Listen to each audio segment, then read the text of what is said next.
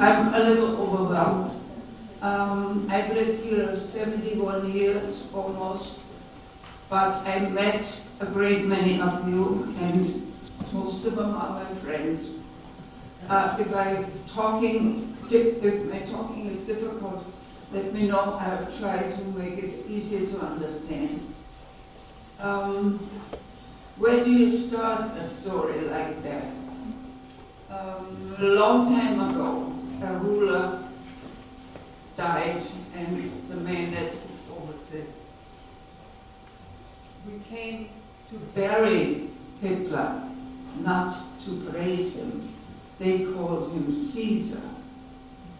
And I have a feeling that Adolf Hitler knew about it because he adopted some of the ways that the Romans treated Julius Caesar.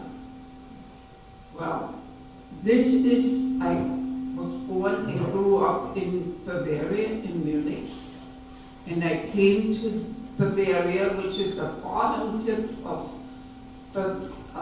Bavaria next to Switzerland and Austria. But it all came together through circumstances. This is the view of the place where Adolf Hitler chose to live, unless he was in Berlin at the headquarters. It's so overwhelmingly beautiful that it became Bavaria's, Germany's only mountain, what was it? A national park. Okay.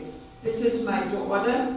I have a daughter over here and the son-in-law, which you met, and I have another son-in-law here, and he's hiding because, not because he owes me money.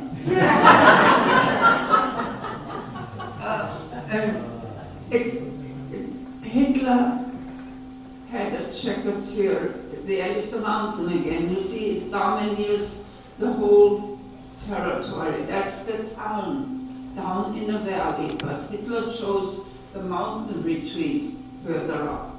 Leave that on for a little while. And Germany, of course, lost the World War and was under great stress from all the people that he had damaged during the fight, especially the French. And great lack of money in every direction. A government that started to lean towards Marxism, communism, and Hitler was Austrian. He was born, if you looked from that mountain in the other direction, he was born in Austria, very close to the German border, and he spoke German, and he considered himself German because he spoke German. Now, here you can see the proximity of Austria, right over here in Munich, where we were living. My father was a soldier in the First World War. He was an elevator builder, a little bit higher than an engineer, but I had a sister that was born in 1928, and he couldn't find work. There was no opportunity for him to do his profession. So Hitler was involved in a new company. At one time it was just a group that met in beer halls, and they were trying to get out of the hole that Germany was in. And with that developed the party called the NSDAP, that means the National German Labor Party. And they stressed the fact that they wanted the people to be self-sufficient, make a living, raise their family, and not be influenced by other countries like, for instance, France or Russia, because Russia had just killed the imperial family and they were preaching their own mantra. So Hitler was I must say this right now, Hitler's father took his time to marry his mother when she was pregnant. And if he hadn't changed his mind, Hitler would have been Adolf Hitler. Now, I must explain something. When Hitler became Chancellor, which he did in 1933, Germany had a president, von Hindenburg, but he was an ancient old gentleman, and he didn't want Hitler in his cabinet. He said that Austrian corporal should not be dictating to the Germans. Well, Hitler became a German because he wanted to fight in the First World War, and he did, and he was a corporal. Anyway, but Hitler had another idea. He wanted Germany not splintered. For instance, it is so large and so all-encompassing. First of all, he was impressed what they used to do for Julius Caesar. Hail Caesar. Okay, never mind good morning. The Bavarians were very Catholic. They loved to say Grüß Gott. That means greet God. Okay, that was the morning. Grüß Gott. Okay. No, he said, you will raise your hand and say, Hail Hitler. Okay. So, when he finally, his father married his mother, it would work. Or his real name was Hitler with a D instead of a T, and that didn't sound very impressive. Heil Hitler? No. We'll put a big T in here. Heil Hitler. Okay, that's it. Well, it took a while to take hold in the Bavarian public, okay? And as the time went on, especially us kids would follow this. Okay. But don't let anybody with authority catch you, okay? Because the authority was there. Anyway, let me explain. It's difficult to know where to start because it took a long process for Hitler to really become Chancellor. He was involved in all sorts of illegal activity. They tried to set the government on fire, to change the attitude in Germany. Germany was so deep in debt. France took a whole state, Alsace-Lorraine, just to make up for what they suffered during the war. And there was nobody out there that he felt could do more for the people. He was an ordinary citizen, not so ordinary as we learned later, but he wanted the working people to be productive and gaining wealth, and what he did ended up in jail for over a year. They considered him a terrorist. Okay, and he started to write. And so anyway, when he died, the election took place, and he was elected as Chancellor. And the president was still alive, and he had to put up with it. Well, when von Hindenburg died, and he was next in line, Hitler was next in line, he said, we will put the principal head of state in abeyance I will take over. You can rely on me. I have your interest as art. We will make it a country that will shine. So he started making changes. He said, what the problem is for us in Germany, we're too divided. Okay, every state, Germany has 15 states. Every state had not a government, but almost a royalty. Bavaria had a royalty. Prussia had a royalty.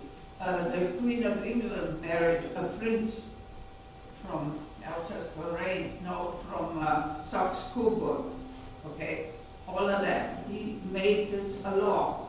And he said, we're also further divided by religion. We have Catholics and we have Protestants. And there's always an underlying currency here. Let's give that up. I want you to leave your church and just say, I believe in God. Don't call yourself something. You are a human. Just say you believe in God. My mother was Catholic, my father was Protestant. I thought my mother would give up hope for anything that would come good out of this decision, but it worked. Okay, and then he said, none of this good morning or good. Say, Heil Hitler. The Romans did it.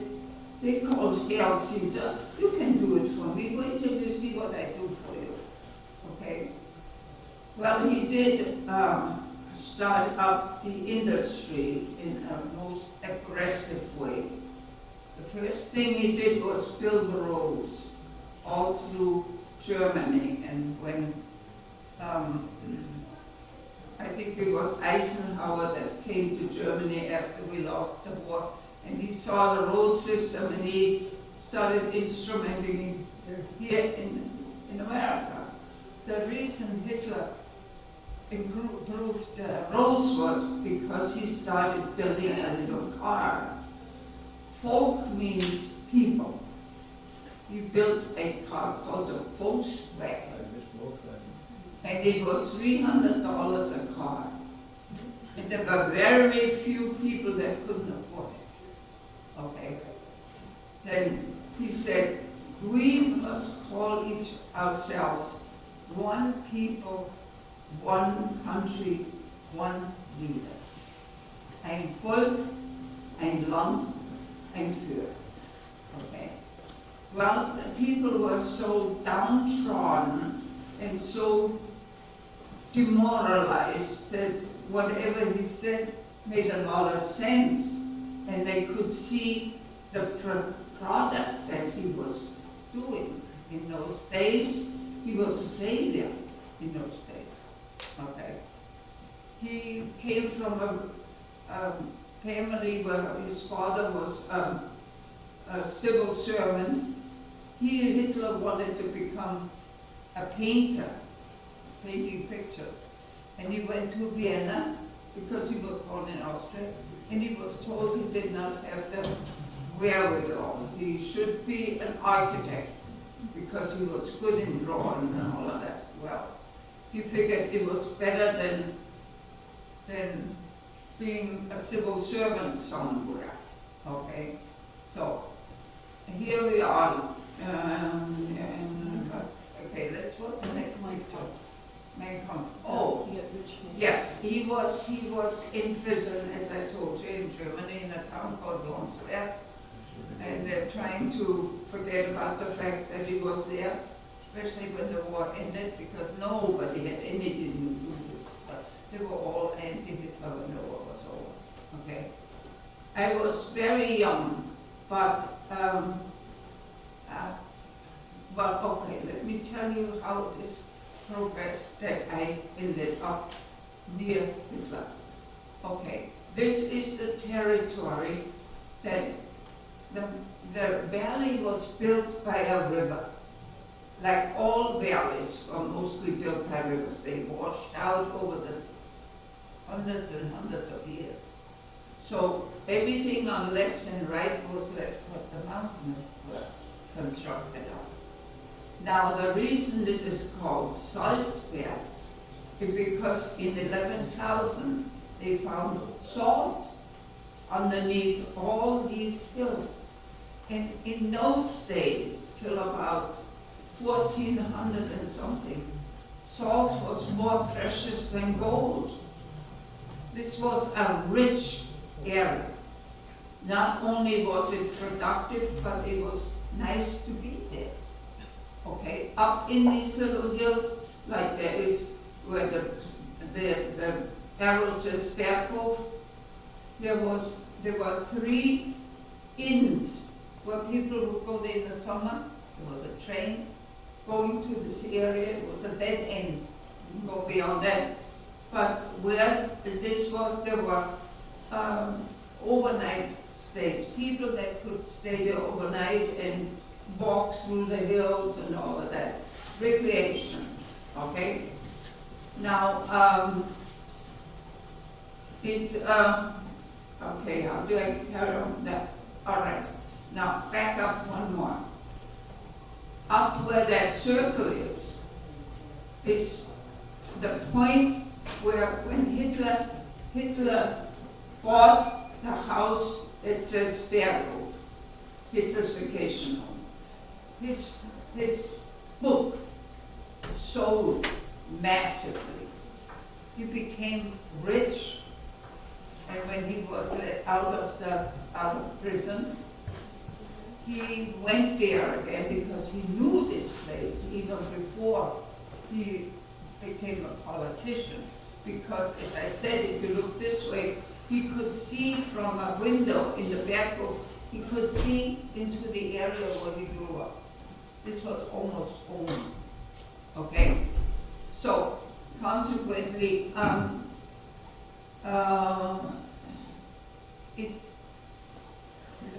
all the officials that he surrounded himself with. There was a man for publicity, Joseph Goebbels. Okay? There was a man, Martin Bormann, with great ambitions. He wanted to be second in command. There was a man called Hermann Göring. He was a ludicrous individual. He was a pilot, and he was in charge of Air Force. Okay? Then there was a man called Albert Speer who did not like that group of guys, and he found himself a home outside the perimeter because Hitler, when he bought that Berghof, he made a restricted area. And by restricted, I mean it was a territory that was totally fenced in with 6 feet wire, okay? A regular, what do you call it? Chain link fence. Chain link fence. No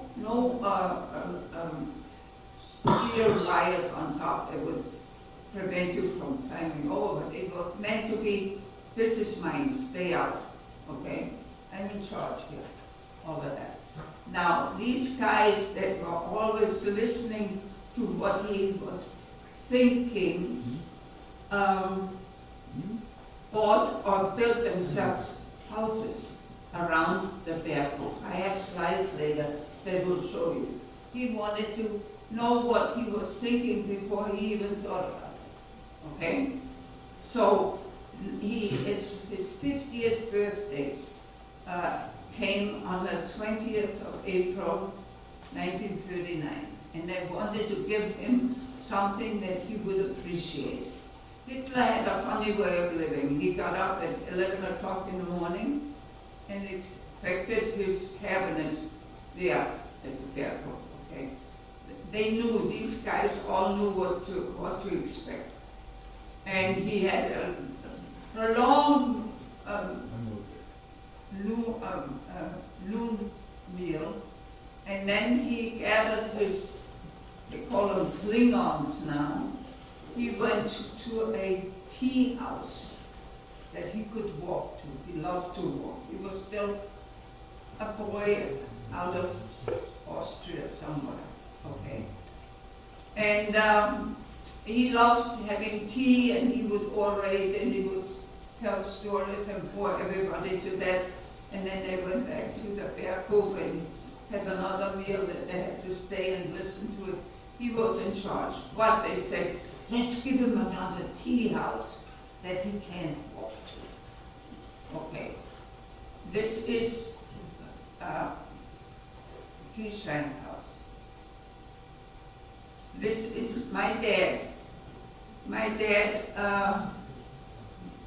he made the best he could in Munich with the fact that he couldn't find any work because of his profession. So economic depression. Yes, the depression in Germany was terrible. My grandmother used to go with a little cart to buy her groceries because from one day to the next, she didn't know what it would cost. And this is after World War I. After World War I. After World War I, of course. Okay. And I have a piece of currency, a bill like this, 10,000 German marks. And at the time she couldn't buy a loaf of bread with it. That's how dire the situation was. And the Marxism and the communism kept coming closer, becoming more powerful. Okay? So, a friend of his said, George, why don't you join the party? There is a little button on his envelope. Can you see that? That's a Hakenkreuz. You know the cross that Hitler adopted with the hooks? Swastika. A swastika. Okay? And my dad said, I am not a party person. I just want to walk. No, they said, do it, you get a job. Okay? So he thought of us and he said, all right, I'll join that party.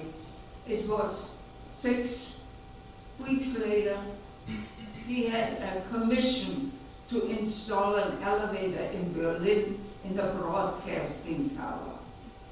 It was a lifesaver, not just for us to be able to buy food, but for him to be able to follow his profession. Okay? So he did that and he came back and they made him in charge in Munich of there was a giant market where countries in Europe could, like from Italy you could get fruit, from Spain you got something else.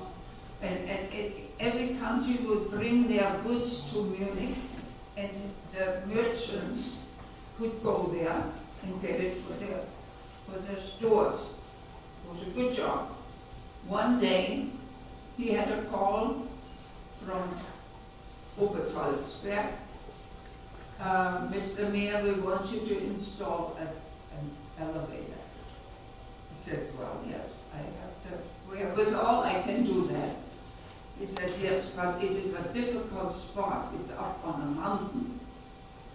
Well, he said, I will do what I can, okay? So in 1936, he kept going there. There was a distance of about two hours by car, but there was a train right into the little township, Berchtesgaden, okay? What I don't want you to forget is the people down in the town had very little to do with what was going on up on that mountain, on that hill. Okay, I have other photos to show you a little more closely how that came out. Anyway, so Martin Bormann, who was the evil spirit up on that hill, he had a brilliant idea. We're going to put a tea house up there so he can see the whole valley anytime he wants to. Okay, and they got my father to come up with the idea how to do it and how it would work. What we got next, Charlene? All right. Now, after the elevator installed, they told him, you have to move here now. Okay, now, that whole mountain up there was restricted with the fence that I told you. And they built living quarters for the people that had to work up there. They had massive amount of personnel. They had electricians, they had, there was a hotel outside the perimeter of Hitler's area that was suddenly the attraction of the century, okay? So all these people needed living quarters. So this town, this area was called Hintereck, the back corner. And there were 4 houses, 1, 2, 3, 4. And they assigned us to the bottom apartment, right here, right there. And I forgot who's that, but probably my sister or somebody like that. And there were 1, 2, 3, 4, 5, 6 families living in these long buildings. You see the house 2 on that, you see how long it was, okay? And they were connected with each other with these little buildings. Anyway, my mother was a city girl. She grew up in Munich, and she was now transplanted in September the 2nd, 1939, into the wilderness. She considered it, you can't live there. You can visit, but you should be able to go home again, okay? But of course we had absolutely no choice. So we moved in there, and Dad had a little building that he had a workshop. It used to be a long time ago when this was farmland up there. These areas were all farms. And over the years, from 1933 till 1939, they were all paid off, either then told to find another place to live. So, anyway, there was, people had nothing to say what was going on up there. They considered us bigwigs, even though if we were just cleaning the streets, because we were living in that area, okay?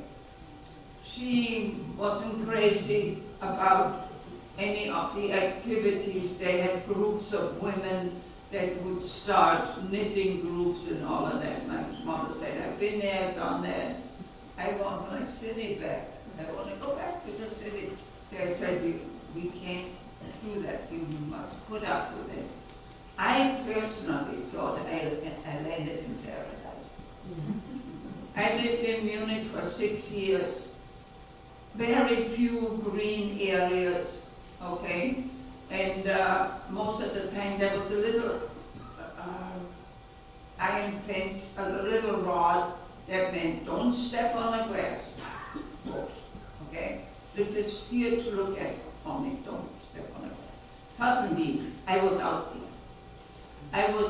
I was able to roll in that lawn if I wanted to. There were bunnies and there were deer and you name it, and I was free, I could do what I wanted. There were few children in the population that were close to Hitler. Like for instance, Bormann had 10. The 10th child was on its way when the war was over. Okay? And attitude of Mrs. Bormann said, I'm happy to produce children for my leader. Because my Führer was, you didn't say, we said Heil Hitler, yes. But when you addressed him, you called him mein Führer, my leader, okay? I saw him often because he would come, there were 2 ways to come to the enclave at the top of the hill here. You could come from this side, from Austria, or you could come from this side, from Berchtesgaden, okay? There was no school up there. There was definitely no church, because he was against that sort of thing. And he also said, we just have to unite provided we fall, okay? Look what they did to us 20 years ago, 10 years ago. You have to think as one person. Never mind a king in this state and a duke in that state and God knows what. You are now German and you have one leader and that's me. And you do as I tell you, okay? Yes, yes. Anyway, now, there was a central system. When we knew he was on his way, telephones would ring. We all had telephones. The Führer comes, the leader is coming. We didn't say Adolf is coming. The Führer, the leader is coming. Okay, we prepared. And he would usually come from the direction of Salzburg, I told you, and they would go right past our house. And anybody that was home at that time, they came out. And they would, Heil Hitler. Okay. Yeah, you would, you know, it took a while to adopt this method of greeting people. The worst part was giving it up. After the war, the whole population still say, Heil, oh no, good morning. Okay, grüß Gott, all of that. But anyway, he would show up in his car, and weather permitting, the top was down, and he would stand up, he would sit in a passenger seat right in front, and he would get up, hold on to the windshield, and I would, okay, yeah, all the rest. Oh, okay, it's all right with me, yeah, whatever, yeah. As I told you, towards the end of the war, we only could go like this. Anyway, children get used to everything. Anyway, yes, all these had homes in the immediate vicinity of where his home was, because he wanted to keep an eye on him. The only one that was different was the last one, Albert Speer. He was the architect. He designed all these large buildings in Nuremberg and all the big cities. And these were the guard posts that prevented the ordinary citizen to enter this area. You had to either be known anyway, like as kids, or you had a pass. See, that was all the buildings that were up here. Okay, and Hitler's Berghof. Oh, he bought that, I think I told you, with the proceeds of his book. And he used to go there when he was not a politician, and he knew the area very well. He had SS barracks because he had troops. SS was the military group. It meant Schutzstaffel, that means protective agency, okay? Hotel Türken was a lovely summer vacation opportunity that held the Gestapo. Anybody know what the Gestapo was? That was the secret police, okay? Right there, right on top of Hitler's Berghof. Hitler, have we got a picture of him? It looked like it will come up. It will come up. Anyway, he didn't like it. It post office. My dad had a little shop in there because the place where Hitler had, where they built that tea house, was 1,500, no, not quite that much, 1,500 feet up in the earth.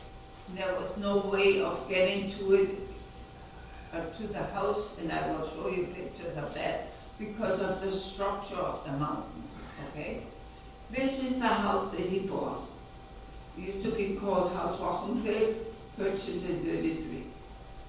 Okay, it's sweet, but I need something a little bit more impressive, because the world is coming to me. And I did.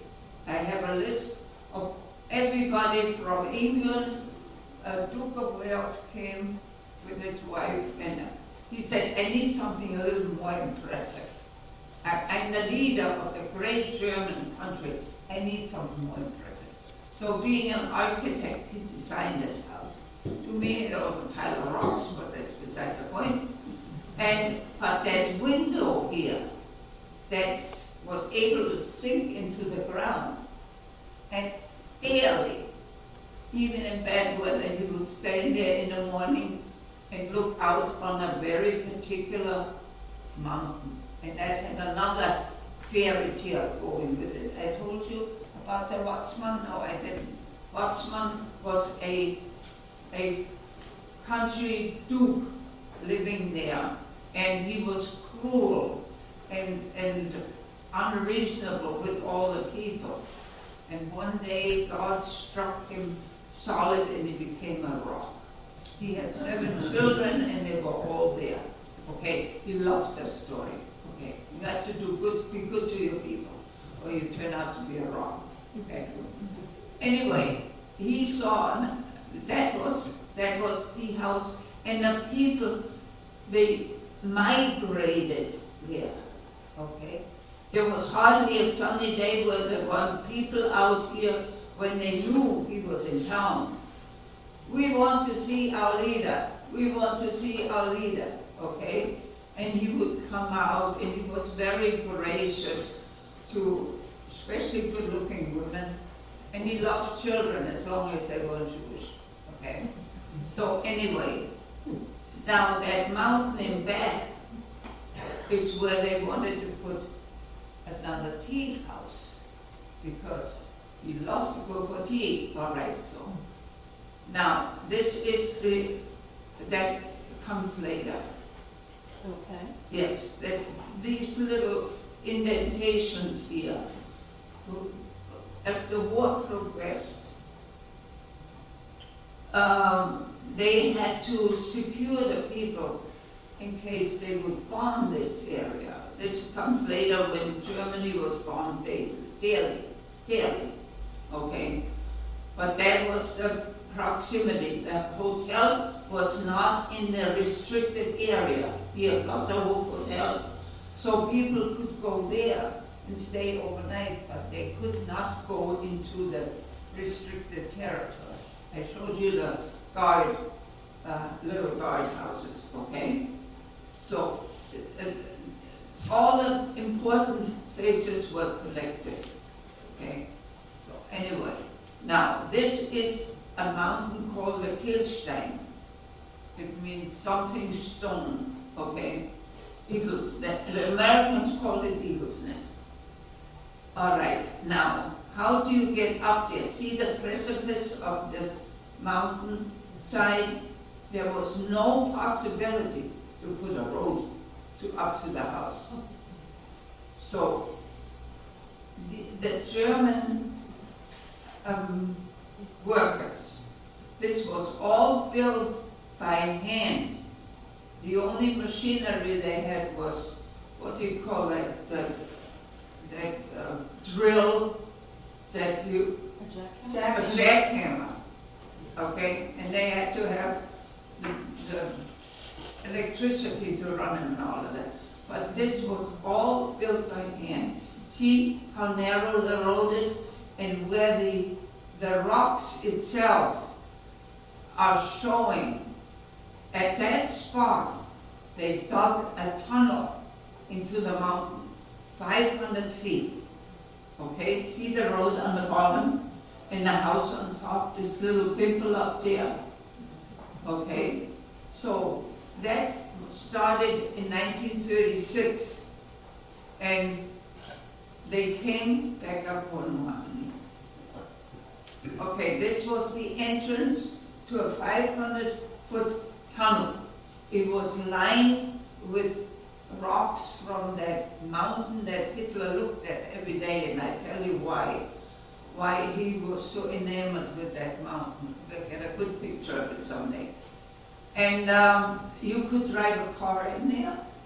At the very end was a large rotunda where the cars could turn around, and you saw the size of the cars these men drove. Okay, they all had one of these wonderful big Mercedes touring cars. Okay, and at the very end, in the rotunda, was an elevator shaft. Okay, and there was no other place to get up there but with an elevator inside the mountain. Just think of that. The work involved. This was the elevator. It looks like gold, and the French troops that came after the Second World War thought it was gold, but it was brass, okay? And my dad was in charge of constructing it, designing it, constructing it, and when Hitler came there, which unfortunately he didn't like the altitude, he got dizzy up there.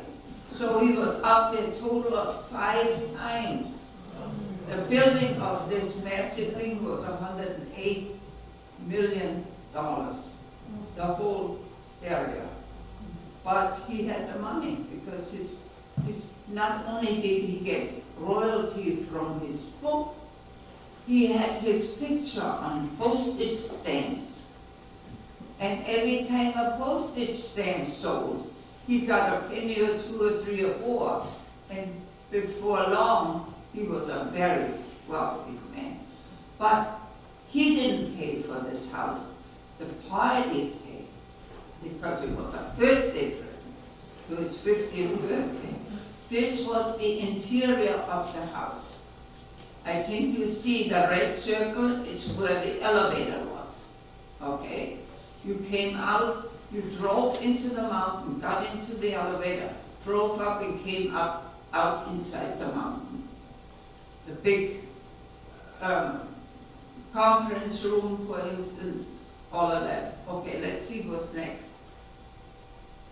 All right, that was that round room, was this fireplace room, was this room. And everybody that wanted to be on his good side contributed something. The carpet came from Iran. The fireplace was a gift from Mussolini.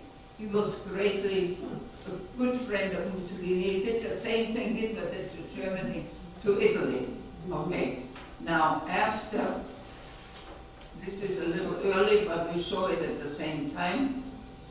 When the war ended, my father survived because, first of all, he survived the bombing that we experienced on the 25th of April. And it was an affair of about 3 to 4 hours.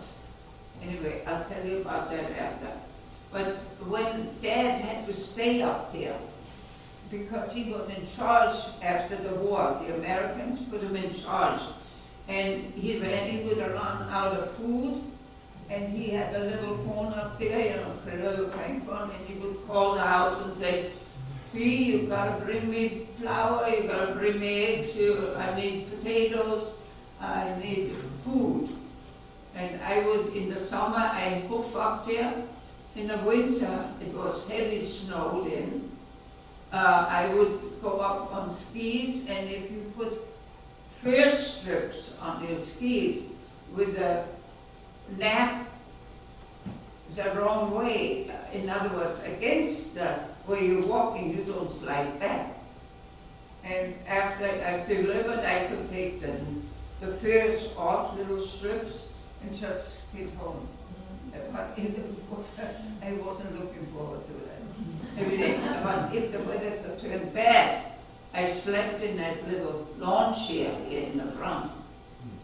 And that lawn chair gave comfort to an awful lot of other people that would go up there, that lived in that territory where the Hitler people were. Like, for instance, Mrs. Foreman, who was pregnant every year. Okay? So, I'll tell you about that later. It was hilarious. Today, the reason why this building up on that mountain was hit by 275 bombers. I read it up again. Bombers. And our territory where we lived over Salzburg was totally destroyed because they couldn't see it. It was in April, we had a heavy winter. The house blended in with the rock. And the street was covered with snow, and the entrance to the tunnel was covered with slides, snow coming down the mountainside. It was good because the engine room was down there too. And if they would have found it, they would have ruined that whole area. Anyway, there is Hitler. Can you see him? With the arrow? And he had all sorts of these chairs, anyway. And Mrs. Bormann was convinced of that fresh air and clear air would improve the condition of the newborn child she was carrying. Okay. And she wanted a good, healthy child for her leader. Okay. So she would uncover her waltzing body and sit there. Now, the people that used to bring her up there, she had a driver, and she always came with a contingency of protectors, SS troops, okay? And they would say, now we've been here 2 hours, and see the windows up there? See at the right-hand wall up there? They could look down on her, and she, no, she's still sitting there. No, I can't get home, you know. I've been out here for so long now, I got plans. No, she's still sitting there. Today, it's a moneymaker for the Bavarian government. This brings millions every year, because it's a restaurant now. And they extended, see, okay, they extended the platform that was not there with Hitler. There was just a rough mountain. Now the Bavarian government is making money, and nobody can drive up there by themselves. They have to get in a bus and be brought up there. Okay, that again is making money for the transportation back is gone. Anyway, now this is a lake in that corner. And that lake, over the millions of years, created that gap in that mountainside. When you go through Vermont, there is a brook alongside every road. Next time you go, pay attention. And that little brook made a gap in the hillside so they could put a road down there and you could travel through. Now, in the valley, on that day it was raining. But this was above the clouds. And that was the view you had when you see the eagle's nest. That used to be the Kirchheim house, but the Americans called it the eagle's nest. That was the view that I had many times when I had to stay overnight. Isn't it unbelievable? I mean, it was just plain gorgeous. Yeah. All right. I mean, I could talk till 8 o'clock tonight, but you throw me out at 4 o'clock.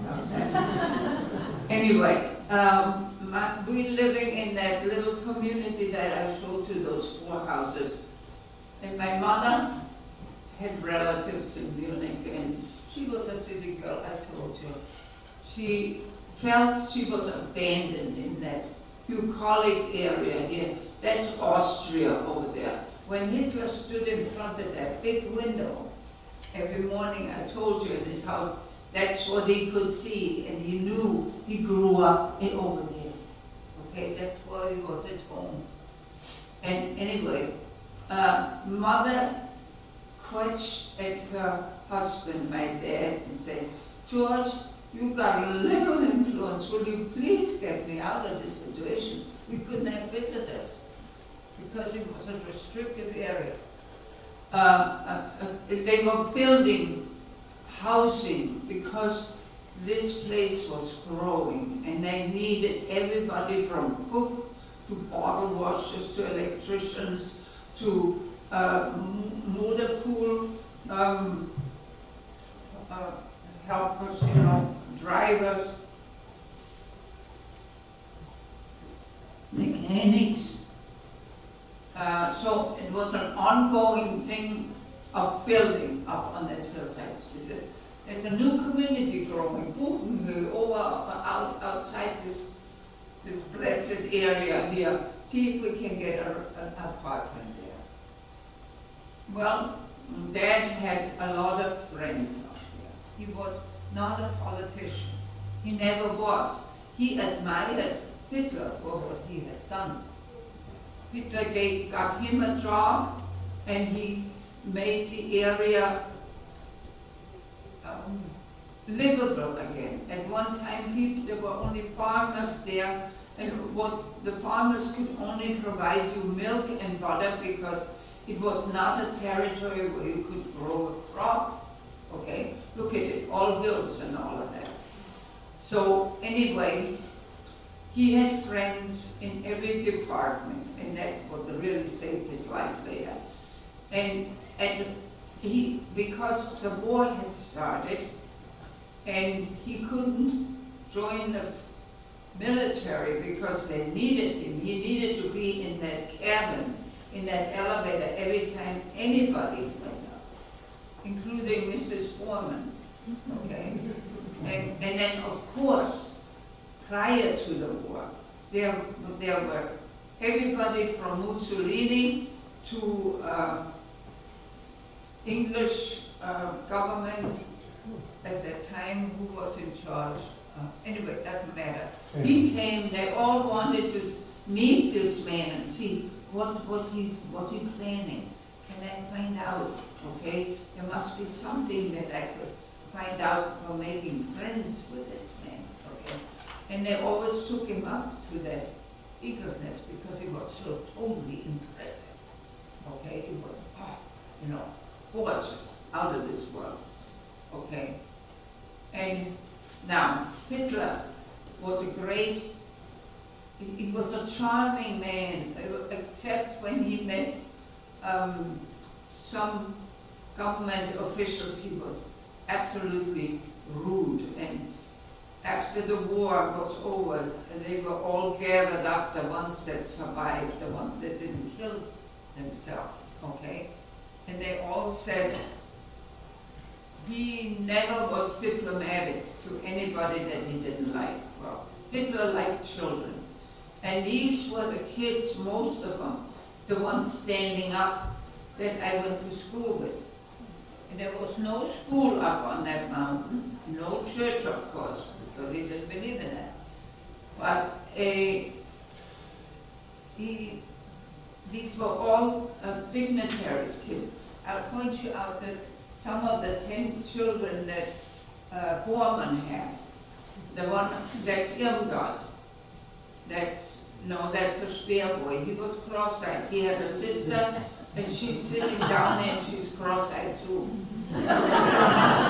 Unusual that they had that affliction. A mixture of the Speer and the Warren kids, right? Yeah, and that's another. The one on his left is another. That boy was Speer. This boy here was Martin, the oldest son of Martin Bormann. And he was the prince designate. He could do no wrong. I must tell you a story. While we were still living in that area where I showed you those big houses, there was very close proximity where he lived. Martin and his sister Eike. Now, Eike was born, and her godmother was the wife of Rudolf Hess. And Rudolf Hess was second in command before Bormann came. And she gave her the name Ilse. Okay? Well, Rudolf Hess in 1943 said, this can't go on. This war that we're fighting, and they're beginning to lose. He was a pilot. He took a plane and he flew to England and wanted to broker for peace. But the British didn't accept him. put him in jail and forgot about the fact that he wanted to create peace in this world again, because it was obvious that the Germans were losing. Okay.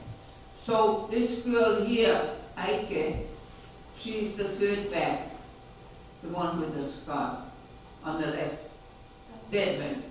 Eike had to change her name from Ilse, had to change her name and become Eike. That good old German name. Anyway, beside the point. Now, our life up there was interesting. There was very little opportunity for entertainment. Hitler didn't believe in a church, so consequently, if you had a wedding or a baptismal, it was conducted by a government official, not a preacher or a religious person, okay? And we were encouraged and later on forced to become part of a group, a league of German girls, Hitlerjugend. The boys became Hitlerjugend. It was nothing but like boys, absolutely like Boy Scouts, okay? There's no military, they won in the Olympics in 1939 and all of that, and Hitler didn't have enough courtesy to congratulate the winner of the race. He was a black man. Anyway, beside the point. Whenever there was some kind of festivity going on up there, it was held in a hotel. Very nice big hotel. I'll show you a picture later. And our group of Hitler youth, our girls, we would meet once a week and we would learn how to knit and crochet and do calisthenics and all of that. It was entertainment, okay? And when there was a festivity like a wedding or a baptismal, we were called together. Some of these I don't even know who they were, okay? And the ones in the back. But I grew up with the first 6 of them. And we were invited and we would sing songs that we learned every week, and then we would do a little dance or something. We entertained. And then we got cake in cocoa. And if lucky, some kind of a soda. We were spying on pregnant women for how much longer they were carrying this baby before we had another party. But I went to school with these 2 girls. The one on the right is Helga. Josef Goebbels had his second marriage was very pleasant woman, and she had her main home in Berlin, but in the summer when it was pretty and lovely in the mountains, they would come and they would establish themselves in a guest house, okay? Very close to where I was living in those 4 houses. Well, Helga was in my grade, and her sister next to her was Hilde. He named all his children with a name that started with H. Helga, Hilde, Helmut, Heiner, they were all there, okay? And we hung out together because they were as loose ends like I was. This was in the schoolyard, okay? I don't know who the other 3 girls were. They were not. Probably the one with the braids was in my class, but I forgot who she was. And I had a teacher, no, that's okay. That's okay, honey, we saw that. Now, once again, the place was loaded with workforce. And there was one bar up there in the hotel. It was a beer room, okay, that they could potentially go to and have a beer now and then. But other than that, there was no entertainment for hundreds of work people that were forever making a new house or building a new road and all of that. So they built this and called it the entertainment hall. And and during the week at 8 o'clock at night, they would show movies there. Anybody could go in free. Any workers, or if the elite wanted to come, they probably had a guard with them, an SS man with his uniform and all of that, okay? But it was available, it was there. People could go there. And on Saturday and Sunday at 2 o'clock in the afternoon, there was a movie that was fit for children, okay? So it was very popular. Every show started with a newsreel. And regardless what stage we were in the war, it was always positive for the German audience. We were winning all over the place, okay? We came home all pumped up, yes, everything's okay, okay. The other reason we knew it wasn't right, because at night the skies turned blazing over the city of Munich, and Munich was 2 hours by car away. And my mother would stand in the kitchen window and the tears would run down her cheek, and she said, "They are burning my city." Because you couldn't say anything. Okay. This little boy, he was Helmut Goebbels. He had a birthday, and of course, my age at that time, I was 11 years old, was invited. They wanted all the kids to come. And my mother, coming from Munich, the tradition, the usual thing that they did, ladies in the afternoon, 3 o'clock, they went to a coffee shop, okay? And they would have a cup of coffee, a nice piece of pastry, and we'd pass the time for a while. It was something to do. Well, they had a cup of coffee and a big dollop of whipped cream on top. That was the height of all cuisine. Anyway, my mother and we were rationed, okay, in 1943. There was definitely no whipped cream, because they was used to make butter and stuff like that. So she had to drink her coffee with milk, and that was sacrilege. Okay. Well, this little boy ate so much whipped cream that he was sick and couldn't go to school the next day. Well, and we talked about it in school, and of course Helga said, Helmut was so sick all night, throwing up and all that. All right, I was 11 years old. I had news. Okay, so I waltzed home and I said to my mother, guess what? Helmut Goebbels had so much whipped cream, he couldn't go to school. She said, what? Yes, whipped cream. Whipped cream. Yes. No. And she was on her way to a little shop in another little enclave of houses where the people lived that worked there. And there was, you could buy eggs, butter, bread, no meat products. You had to go down to the valley to a butcher shop. There, in those days there was no supermarket. Okay.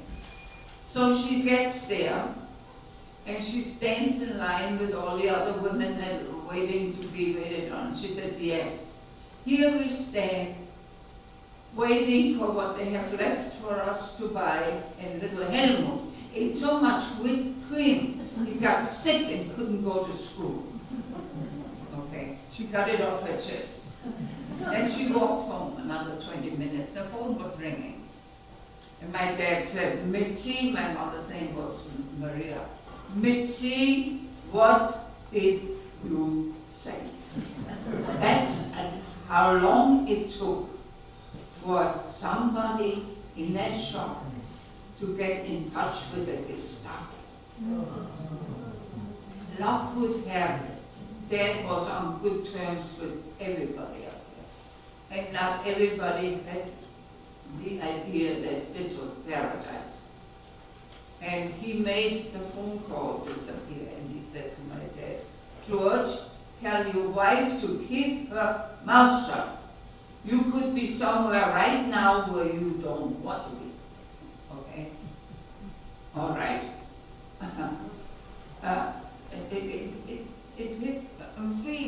myself, I have a sister that was 7 years older. She died last month, by the way. She was almost 99. Anyway,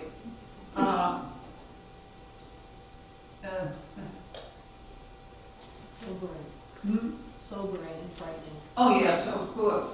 Anyway, now this is the Crown Prince. This is Martin. He was maybe 12 or 13 at that time. He went to military school. I don't know if you can see on his jacket he had a Roomba or that stuff here. Anyway, he didn't know what to do with himself when he was home on vacation. So he would toddle behind his sisters, and my dad had one hobby other than elevators. He had tropical fish, and a huge amount, okay? Like twice the size of the screen. And the windows in the German houses opened like this, okay? And we were on the ground floor, if you remember, where I showed you which floor we had our home on. And he would come with his sisters and, can I see the fish? Oh yes, just don't reach in there or anything. No, okay. So he'd be there and I could tell him what they were, neon tetra and scali and this and all that. Okay. Then he came out to say, Frau Meer, I'm hungry, what you got? Okay. He knew he was in command. Okay. You can touch me. I'm the second in command. I'm gonna be your Führerin, you mean that. Okay. Uncle Adolf. So my mother, being on rations already for over a year, she said, Martin, want a sandwich? A what? A sandwich? Yeah, cheese sandwich. Frau Meer, we have a saying. The Bavarians are sometimes very direct in their swear words. Okay, I'm going to say it in German and see if you can figure it out. Leck mich am Arsch. Okay, now we are much more polite in this country. We say, kiss my butt. But they want you to lick their butt, and to me that's just not acceptable. Okay? So he said to my mother, my mother looked. She says, out. Go. Don't you ever come back again. And he went. He didn't put up a fight. She got on the phone, called his mother, and said, Frau Bormann, your son just insulted me. And he did not apologize. I don't accept that. Okay, I told him not to come back, and I mean it. All right. And Frau Bormann said, I know how you feel, Frau Meer, but he's just a boy, you know. No, she said, this was rude. Okay, and anyway, that's how that episode ended. And that was my dad. And a friend of his, he had a uniform of an SS man. Any of you know what an SS man has to look like to become part of a specific military group? You have to be very tall, very fit, and if you fill the bill, they tattooed a number on the inside of your arm. So if you ever were killed and they just found the body, they knew who you were by looking at the number. Okay. Now, my dad was accepted and not drafted for the war because they needed him for that elevator thing up there. And to get around, and they made him in charge of the fence, of the chain link fence that was around this whole thing. And in order to do that, they gave him a motorcycle with a sidecar. I loved the sidecar.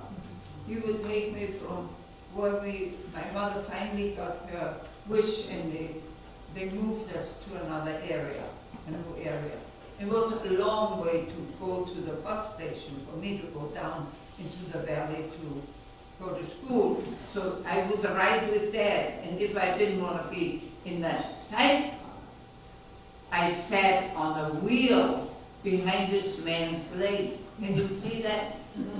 And I would hang on and I would ride, and it was lovely and terrific. Okay?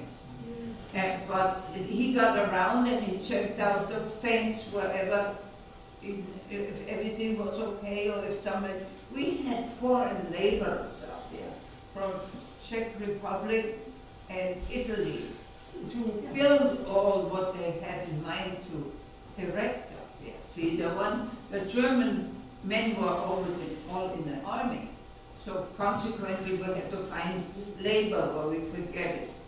Now, while we were living out there, where we had quite a ways to come to even get on a bus, these guys that were drafted, some of them had whites on as if you were going to a tennis court. There was an Italian gentleman, and my mother thought he was handsome. And he would walk every morning, summer and winter, a certain cat where he was billeted overnight. They had literally hoarded them all together, put them on a train and brought them here for labor force. Okay? So whenever she had extra food stamps, one stamp we had which was practically sufficient was bread stamps. The bread that we got for our stamps was not edible, but we ate them anyway because we were hungry. Okay?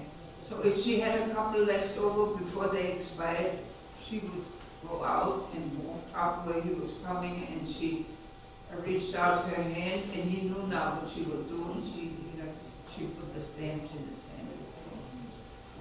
And he had something to eat that day. Anyway, by then we were waking up slowly but surely. That's the house. Can you see it going out onto the eagle's nest? Now, there was absolutely no opportunity to build a road to the house. See, that's why they had to put that tunnel in there and come up inside with that elevator. I mean, the idea of putting a house in that position is overwhelming. Okay? But that's what that eagle's nest is, and the Americans were greatly impressed when they came. So what else have we got? The light at night. Huh? The light at night. Oh, the light. Oh, yes. Okay. Now, we were totally aware that we were in a dangerous zone. There was attempts to blow up buildings, this, that, and the other, as the war progressed, and we kept losing. Okay? So one evening, my dad got a phone call, and he said, George, it was middle of the night, maybe 1 o'clock in the morning. He said, George, go up to the eagle's nest. There's a light off. Somebody up there. And they all thought maybe somebody got up there on foot, scrambled up over the mountains, and he was going to blow that place apart. Well, Dad didn't have any hopes for a good outcome. He said goodbye to us as if he wouldn't see us again. And I remember it like it was yesterday. He hugged me and he said, be a good girl and do as your mother tells you. And I wept, and Mother was fighting tears.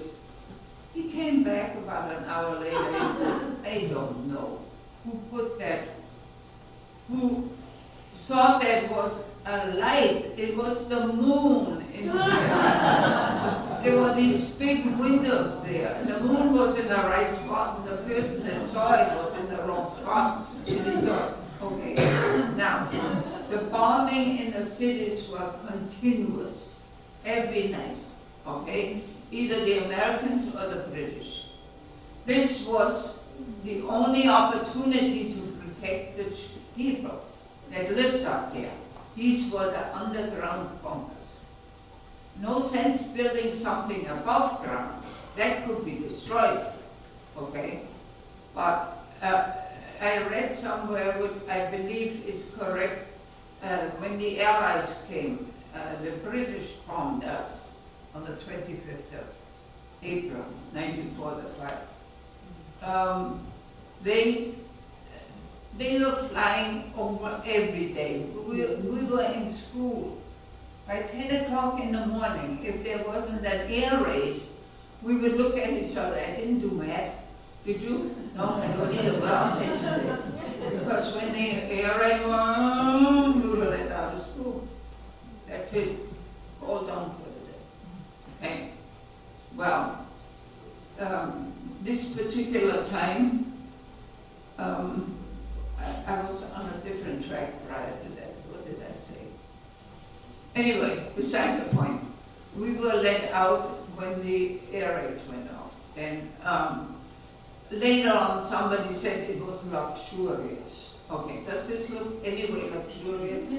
It was a hole in the ground that was blasted over, and it had stone steps, massive steps, concrete. Okay. Anyway, on the 25th of April, the alarm went off. But this time, we weren't just told to go.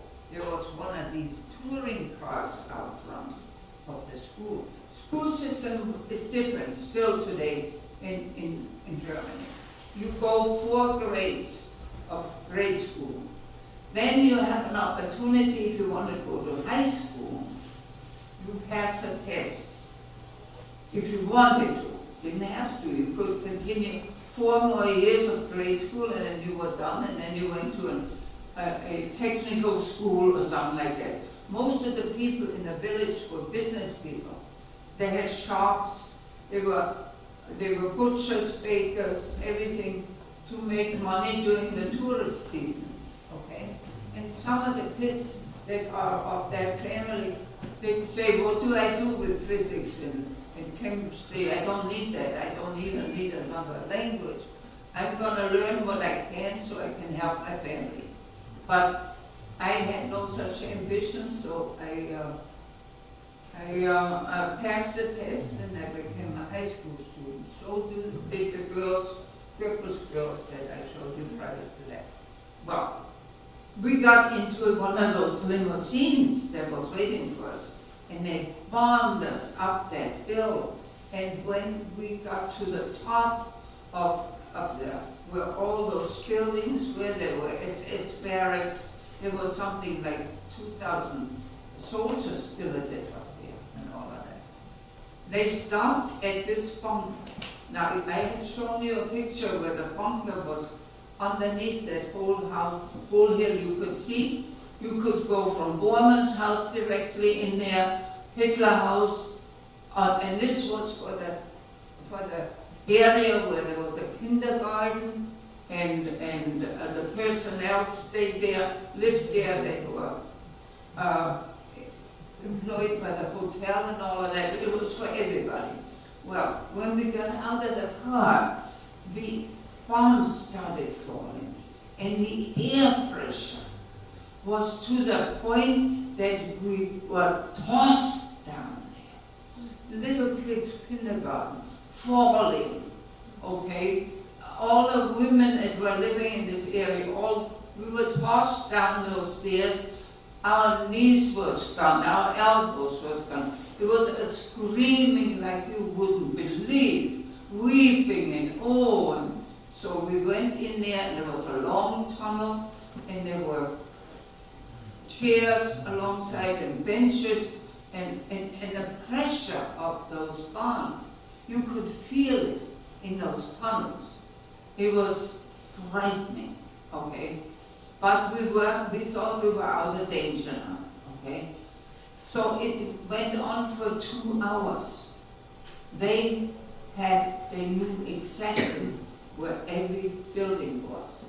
And the reason for that was because they had brought in laborers from Czech Republic, from Austria, from Italy, and they had connections back to their country. And the flyers that came every day when we were able to go home, they took pictures of everything. Now the farming was so intense that when I came out, if it hadn't been for the mountains, I wouldn't have known where it was. Okay? And every time about her, the underground was vibrating. Okay? So, it was the government in the countries that were at war with us were fully expecting Hitler to come from Berlin and hold out up here, okay? Because he had all the opportunity to hide himself on the ground, okay? Hitler was in his area here for the last time in 1943, okay? 44 and 45, he was in Berlin. Now, on his birthday, I gotta check this real quick. On the 20th of April, he was on his way to his mountain home there, the one that's all busted up, without the roof, okay? And that they wrestled us girls up, the ones that I showed you, the ones that were partaking in festivities, but there were only 4 of them available, and I was one of them. And we were standing, so everything was gated. You had to go through a checkpoint to get to his house. And we were all standing there, the 4 of us, and of course, all the dignitaries that wanted to say, happy birthday, mein Führer, okay? So what did they do? They handed me a bouquet of flowers and said, when Hitler comes, you wish him a happy birthday and you give him the flowers. No problem. I've seen him before. He didn't impress me. These brown shirts, have you ever heard the expression, brown shirts? That's the uniform they adopted when he became chancellor. And he always dressed very pedestrian, you know. If he encountered the population, he wore a brown jacket and brown pants and often embroidered the little emblem there and all of that. Anyway, it was a beautiful day, just like today, and so we see the cars come approaching to the checkpoint. Okay, what happened? Anyway, he drove up and he had a problem, physical problem. I have a systemic tremor. Okay, it has nothing to do with Parkinson's or anything like that. And you can't control it. Sometimes it's worse than others. But Hitler had it continuously. And he kept his left hand behind his back. And he shook hands with everybody. He crawled out of the limo and he came over here on his brown shirt, and there I was, 11 years old. And German girls, other countries did it too. German girls walked a curtsy when you wanted to greet an adult. And you shook hands and you made a little curtsy. If I could get up, I'd show you. But anyway, alles Gute zum Geburtstag, mein Führer. Happy birthday, my leader. Okay. And he shook my hand. Give me a hand for a moment. Put it there. Okay, this is how he shook my hand.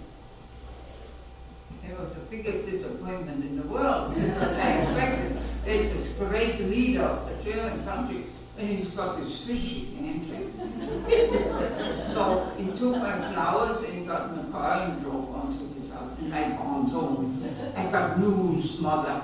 Hitler's got the fishiest handshake you could have. And she said, please, did you talk to somebody? No. Don't tell anybody. Just don't tell anybody. Because when we would go to school in the morning, before that, Unterricht, was ist Unterricht auf Deutsch? Sorry, No. Before the schooling started, the teacher would ask us, any news? Any news? She was afraid I would say, I shook Hitler's hand, and here's the fishiest hand. And 15 minutes later, the Gestapo would come and hold us in her car and take us home. Oh, let me tell you one thing. I am convinced, and it's been proven, that in our area, where common people, everybody that earned a living, did not know that Dachau was a concentration camp. We figured, okay, now there's a prison in Concord. Would any of you think there was a gas chamber in that prison? Would you think that it would be possible that down in Concord would be a gas chamber to eliminate certain type of people? No. Would you? No. Well, Dachau was an ancient, old prison during the emperor's time, and they turned it into an extermination camp. And nobody, they knew if they opened their mouths, they would not live another day. If they informed the public. Okay. My mother wouldn't have kept quiet. She would have been running through the street, and that's what they did to our country and all that. Okay. Like when she saw the blazing sky there killing my city. Anyway. Have I covered all the... I think so, if you could. Okay. There's a couple of interesting slides Oh left. my dear, are you tired? You want me to cut this out? Slow it down? We need to laptop back for 4 o'clock. Okay. We're at 3:30 now, but I think we're Okay. going to easily All make right. it. We have a couple more That's interesting the slides. point. I have to continue here. We were sitting on the ground and it stopped. After 2 hours, stopped. The noise of the concussions and all of that. And they asked, there were SS-men sitting down there, and Hitler used the boys. And a guy was coming through, we need volunteers to go out there and see what happened. Well, the soldiers all said, and the boys, the 14 and 15-year-olds, they scampered up there. And they came back. It's all gone. It's all gone. It was total devastation. And then it started again, believe it or not. The Americans came with 28 or something bombers and dropped what was still there, because they had absolute knowledge where everything was of importance. And another funny thing, on these foothills around here, there were anti-aircraft guns, okay, pointing towards the direction where the planes used to come. They always came the same direction. You remember where that lake was in that crevice in the mountains? That's where they used to come. So up on the foothills were anti-aircraft guns. Okay. Guess what? On the 25th of April, they came from the other direction. And the guns were totally useless. Not one bomber was shot down. Not one. So, anyway. U.S. Army over Yeah, yes. First of all, Dad showed up. I could hear him calling. I said, yeah, I'm here. He came up and he gave me a hug and said, the house is gone, but your mother and your sister are fine. And the houses were built out of cinder block, and then they speckled them over and painted them. Okay, very few, the farmhouses had cinder block on the bottom and wooden structure on the top, but all the government buildings were full cinder block. It took blockbusters to break them all up, okay? Well, I came out of that hole in the ground, and it hadn't been for the mountains, I would not have known where I was, okay? And my father survived it out in the open, going from point to point with this little motorcycle, okay? Okay, so anyway, we went home and nothing left, only what was in the cellar. My mother had the good fortune of, she somehow said this isn't going good, so she would take our bedding and toss them from the first floor down to the ground floor and then into the cellar. Anything that she could save because she thought we would need again. Clothes, not much because there was no time. She had to get into the bunk. Okay, she never would go, but this day she went. Okay, and so all that was left was in the cellar. And it later turned out what I missed more than anything were my shoes, because I was in a growing spurt, and the people in town after the war, they took care of the people that shopped from them during the war. And we were the big wigs up there. We had everything we needed, okay? So my shoes were too small. I one pair of shoes that I had on my feet, okay? And so Dad had connections, but not on that line. And the only thing I was able to wear for 2 years was, you know, those yellow industrial boots that have you got a name for those things? Construction boots.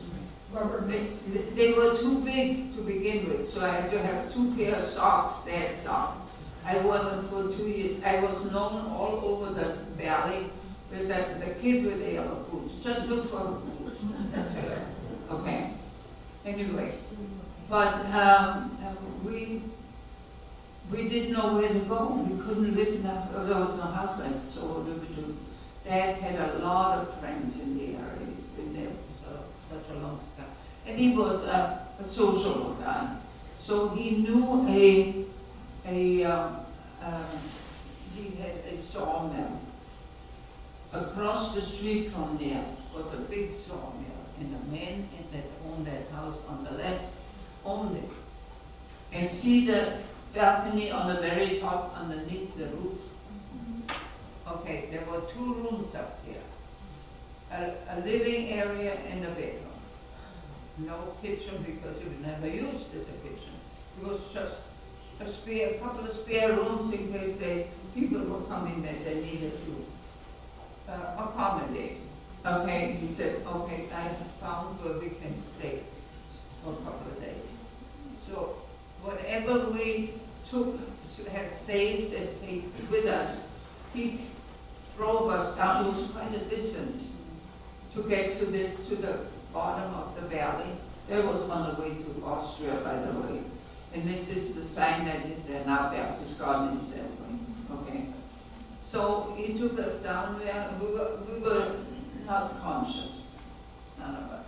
Okay. We were just saying, what next? Okay. So yeah.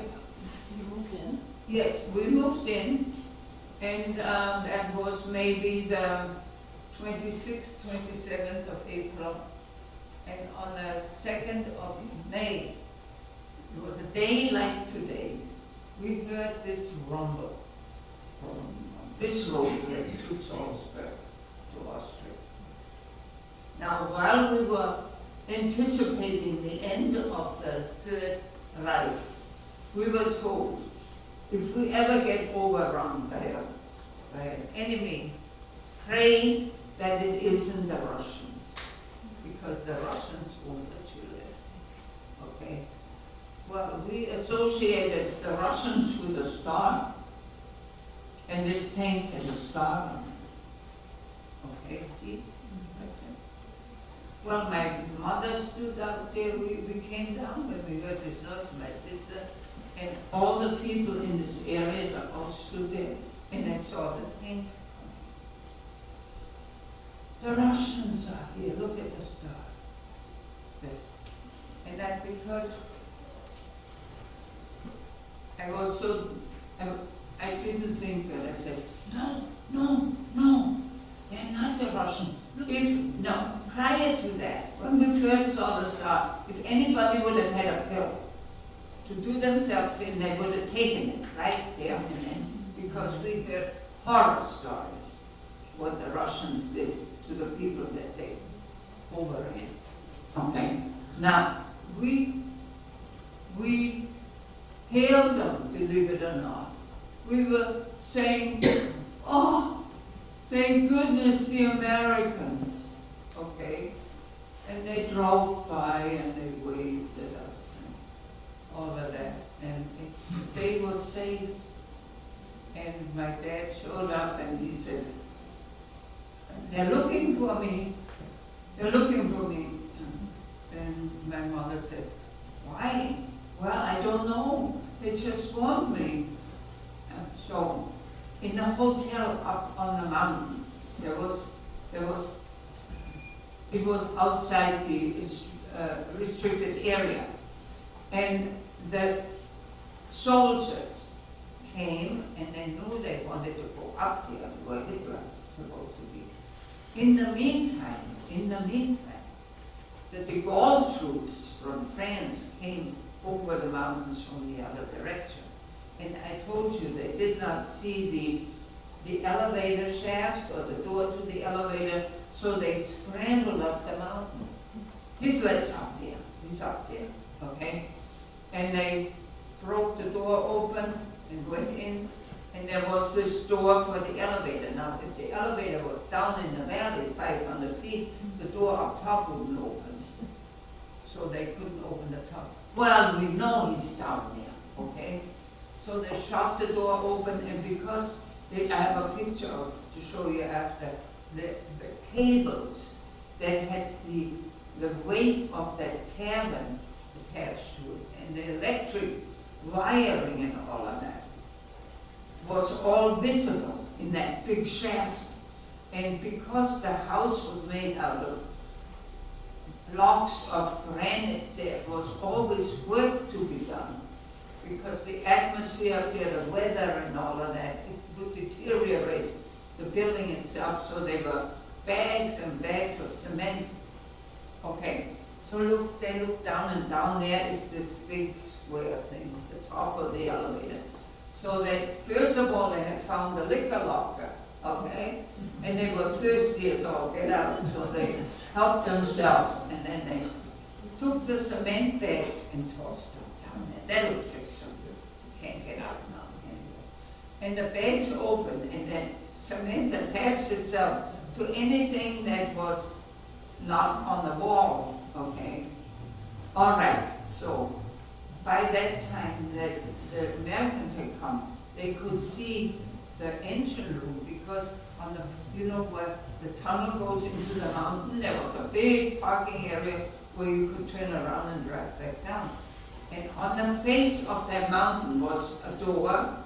One door was the engine room, because they had a submarine engine there in case the power from the valley didn't work, was interrupted by something, and there was somebody up there and they had to have the elevator working. Anyway. So, and of course the Gaulle troops didn't see the entrance to the tunnel either. They had no idea that there was this tunnel and all of that. Anyway, if this was maybe the 5th of May, the war was over. Was officially declared the war is over, okay? And then we had a warm spell, and it all melted, and they could see that there was an elevator. the American troops that had up here. And there was a Captain Snyder in charge of a I don't know, a group of American soldiers. He was in charge. He said, we'll stay here in this hotel. We're billeting in this hotel. We make this the headquarters to that mountain retreat, okay? And General Eisenhower wanted to go up there. Of course, you know, he was in charge of all the troops. And how do we get up there? You can't climb up over the mountain. By the way, at that time, my father had found, this was Albert Speer, he was the architect of the mountain. He said, this Captain Snyder, who was in charge of the whole mountain, they caught up with my dad, and they said, Dad introduced, he said, Mr. Mayor, we need the elevator working.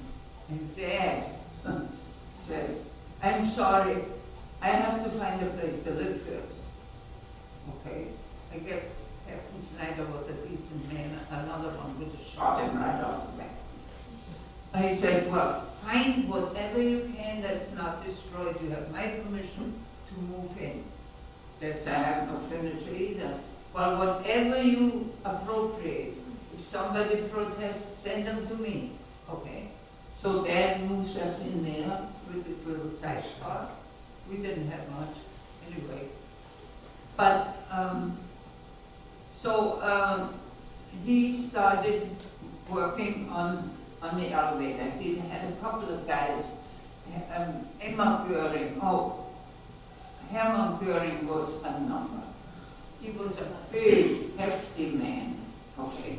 And he wanted always to change his appearance. He wore makeup, believe it or not, okay?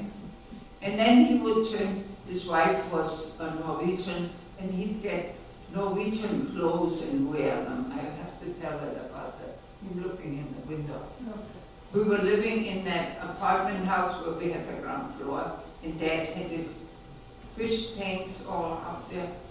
Then one evening, my mother came into the living room where we were all together. She said, George, there's a guy hanging in the window in your room. Will you please tell him I don't appreciate this? Okay? Tell him if we want to see your aquarium, ring the bell, come on in, look at it, introduce himself, but not just hanging in the window. So these are some of the boots that I wore for 2 years.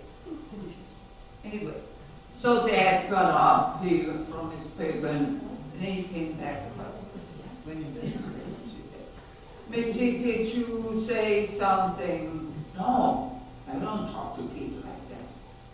That was Hermann Göring in one of his get-ups. You know, he was playing another person.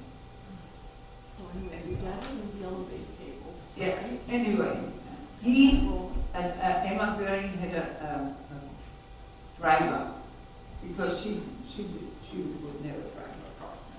No. Lady of her statue. No. So she had a driver. His name was Kurt, and he was Dad's good friend. So he hustled him up. He found him and said, Kurt, you gotta help me. We gotta clean that elevator. Okay, I've got a place to live now. And so they were able to enter the elevator from the tunnel because he was down in the bottom. So they got on top of the elevator and painstakingly cleaned all that cement off. They made maybe a little progress like that every day until they were able to run that elevator. Okay, and then, do we have that picture? I don't think so. No, No, I don't think so, but your dad became the watchman okay, for the oh yeah, and of course, looting was going on in Germany. Everything that wasn't broken, people would come and steal it, okay? And, we often saw, did you know the name of Eva Braun? Anybody know who Eva Braun was? A quiet little number. she was the secretary to a photographer by the name of Hoffman, and he was the court photographer. He was taking pictures during Hitler's days. Okay, but anyway, what was I going to say? Oh yes, okay. The mouth was restricted to the Americans only, the top of the tea house. Okay? And Dad had to stay there because they were afraid they would destroy the engine or make the elevator inoperable. Okay? So one day a man showed up and he had canvases on his back. He said, introduced himself, and he said, "May I paint up here?" My dad said, "Yeah, it's all right." He had papers to show that he was a painter, a nature painter. So he said, "It's so late. I don't know if I can go home now, down the mountain and all that." And Dad said, "You're quiet,"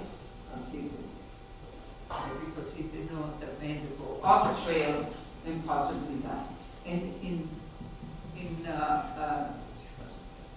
exchange for him, my dad keeping him, he painted this picture. And that was a room that Hitler was supposed to have an office. But Hitler never was up there long enough to use an office. So it was if you could lock it in. The other rooms up there, you saw the pictures, they were all open. This you could lock the door. Because his dad wasn't sure who would come at night and try to steal this, that, and the other. Wiring, things that you couldn't get after the war. Anyway, he painted that picture and it's hanging in my living room. I'm not going to sell it. Anyway, how do we end this? Tell this story because I think it's particularly cute. And then maybe wrap it up with the last slide. Oh, yeah, okay. Yeah. All right. There's a couple of things I need to mention. I was learning English in school, and the army had a headquarters down in Berchtesgaden. There were soldiers on rest and recreation stationed there for a certain amount of time, and there was a headquarters, and they needed people that spoke English. So I had just graduated from high school, and I got hired by the headquarters. And two other women, they also spoke English, a rarity in a mountain village like that. They need English. We learned Latin in school. We didn't need that either, but it was part of the curriculum. And that, what was his title, Johnny? Colonel Summers. Colonel Summers was, Colonel Summers was our commanding officer, and he had a little boy, little younger than these kids. And it was Christmas time, and we were ready to give presents what we could. So the three of us pooled our money, and we bought him a Bavarian outfit. This is what the boys wore: leather pants, lederhosen, and a hat and all that. And we presented it to him before we had the holidays off. And Colonel Summers was overwhelmed. "Oh, you did this for me." Oh, and he was just the nicest man. He disappeared. He came back later, half an hour. He went to the PX and bought each of us a massive box of candy. And we were equally, we hadn't had candy in years. Yeah. But, okay, and then I met my husband, and that would take too long if I explained it to you. But my dad was in a very difficult situation. First of all, he was an early member of the party, and they were looking for these guys. And he was convicted, and he put in prison for 2 years For being a Nazi for party. being a Nazi in a position where he could have done something to eliminate Hitler because he was in the same cabin with him, okay? My mother went and saw him on his birthday and all of that. And this man heard that he involved in cleaning all those tables. When they jailed him, he said to him, "Kurt, wait your time, months, I don't care how long, but when the opportunity arises, do something to the elevator. I'll show you exactly what you have to do so you can't keep run." Okay? All right. Now, there again, those months must have been 7 or 8 months that he was in prison. And Eisenhower, it wasn't Eisenhower that came, another American dignitary. And suddenly the elevator didn't work. Well, God, this is horrible. Who's in charge of that? Charlie said, he's in prison in Nuremberg. What, political? No, I mean, criminal? No, political. You would remember in 1932. Well, bring him, and they sent a car into a city like from here to New York City, and they brought my dad back. With a couple of moves of his hands, he fixed it and the elevator. And that was it. Then he was no longer pursued by any political ideas. He worked for the Americans until... Yeah, and then they hired him, the Americans hired him. And one thing I really remember, because when it became a popular place for people to go, there was a German actress, and she was in her 80s, and she came to, and she looked 95, and she stood at the end of the elevator. I don't know if you saw it, it was a mirror. And she stood there, and and my dad said, her name, Beatrice, aren't you a little old for that? I said, that you don't tell that a woman, But she was an old. But he had a job with the Americans, and then they opened it up to the Bavarian Alpine Club, and they're making millions